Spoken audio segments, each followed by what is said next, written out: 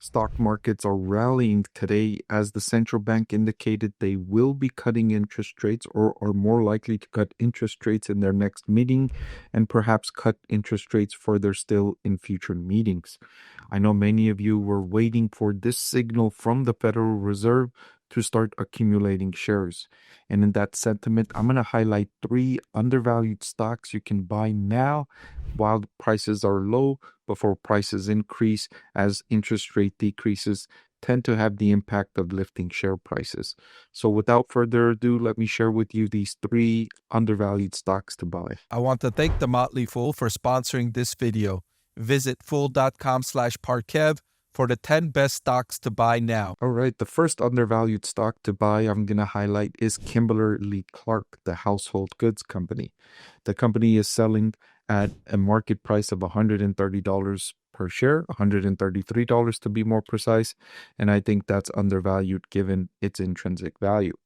So to calculate its intrinsic value or fair value, I've created a proprietary discounted cash flow valuation model that I use to value businesses. For Kimberly-Clark, I forecasted its free cash flow between today and the very, very long run, and I calculated that the present value of those cash flows will total over $66 billion.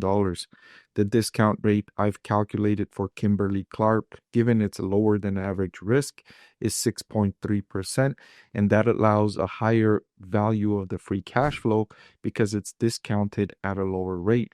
And the reason we need to discount future cash flows is because money in the future is worth less to us than money today, and money today is already in our pocket, and there isn't any risk associated with those expectations if money's already in our pocket. If we're forecasting money that we're going to receive in the future, there's a risk that we're overestimating those numbers or underestimating those numbers.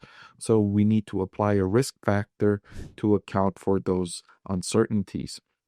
So after applying all of those calculations and arriving at the company's value of equity, which I also incorporated its cash balance and its debt, I arrive at an intrinsic value per share for Kimberly-Clark at $197.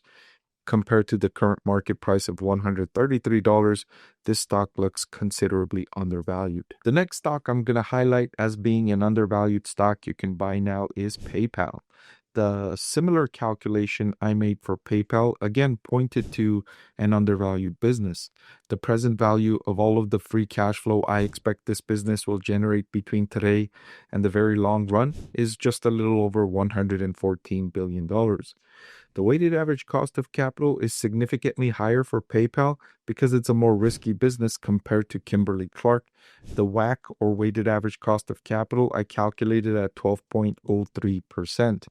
Still, the intrinsic value per share came to be significantly higher than the current market price. The fair value for PayPal, I believe, is $122 per share. The current market price is almost $70 per share. Just for transparency's sake, I do own PayPal stock myself, as I've seen this as an incredibly lucrative opportunity as a long-term investment. The next stock I'm going to highlight is SentinelOne, the cybersecurity company. The similar calculation I made for SentinelOne again points to an undervalued business. The current market price is $16.95. The intrinsic value per share I calculated is over $38. The present value of all of the free cash flow I expect this business will generate is over $11.5 billion. The weighted average cost of capital came to 8.8%. Now, when I'm making my valuations of companies, I like to use more than one metric, and my preferred data source to retrieve some of these additional metrics is fiscal.ai. And when I go here and I retrieve the forward price to earnings for these companies, they also look undervalued according to this valuation metric as well. PayPal and Kimberly-Clark are selling at forward price to earnings ratios of less than 20. PayPal is especially cheap at a forward price to earnings of just 13. Kimberly-Clark at 17.5. SentinelOne, you might be noticing, is trading at a forward price to earnings of close to 71. And you might be wondering how I can claim that this is undervalued when this is significantly more expensive than PayPal and Kimberly-Clark.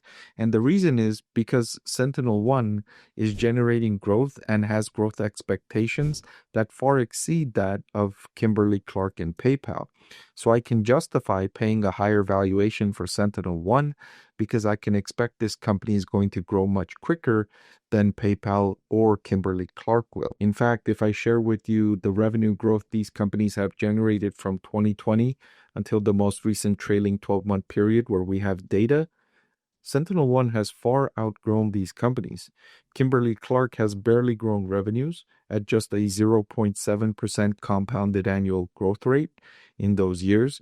PayPal has done a better job increasing revenue by a compounded annual growth rate of 9.5%, but SentinelOne has grown its revenue at a massive compounded annual growth rate of 69%, almost as much as the forward price to earnings ratio.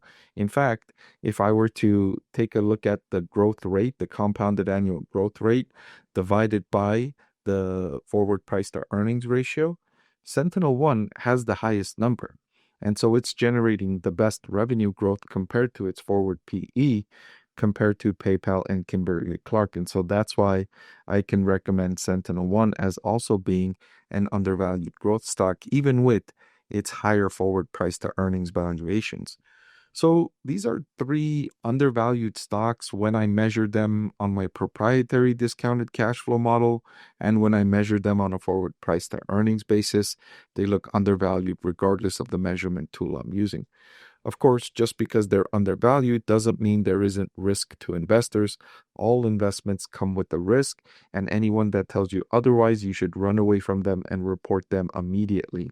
All investment has risk, and so it's not a sure thing. It's just a good probability that if you buy these three stocks today and you hold them for longer term periods, anywhere from several years to a decade or more, it's very likely to increase your wealth in that amount of time.